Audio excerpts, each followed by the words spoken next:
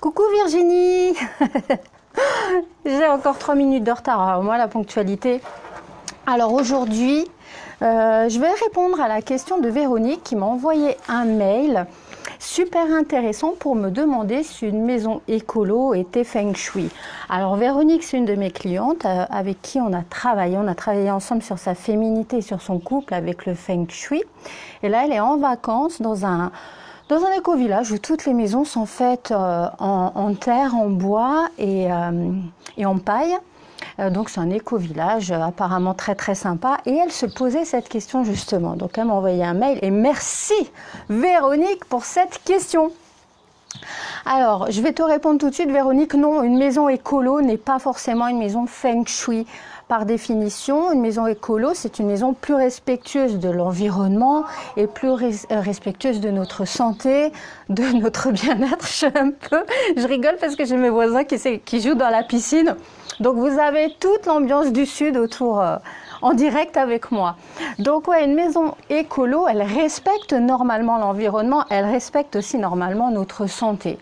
Là, j'ai envie de rajouter un petit bémol quand même, parce que, tu vois, par exemple, les maisons en bois, moi, j'ai voulu faire une maison en bois, je me suis rendu compte, grâce à mes recherches, aux gens que j'ai pu rencontrer, qu'on devait faire attention au bois que l'on utilise, parce que on y a souvent du bois reconstitué, dans lesquels on utilise des cols qui sont très toxiques pour l'homme.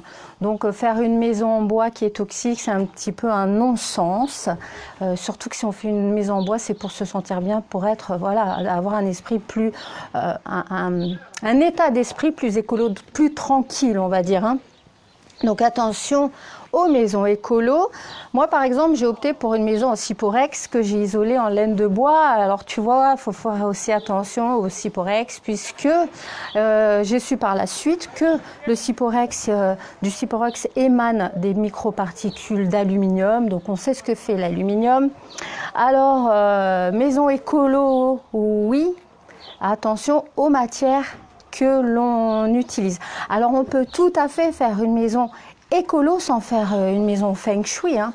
Le feng shui c'est quoi? C'est un art de l'habitat qui date de entre 2000 et 3000 ans et qui consiste à mettre les bons éléments aux bons endroits pour, en gros, hein, je résume, favoriser notre réussite, notre bonheur et notre bien-être au quotidien.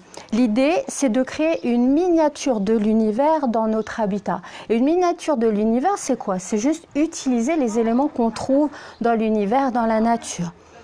Le bois, le feu, la terre, l'eau, le métal. Donc l'idée, c'est de placer ces éléments à des endroits stratégiques parce qu'on s'est rendu compte que la bonne utilisation de ces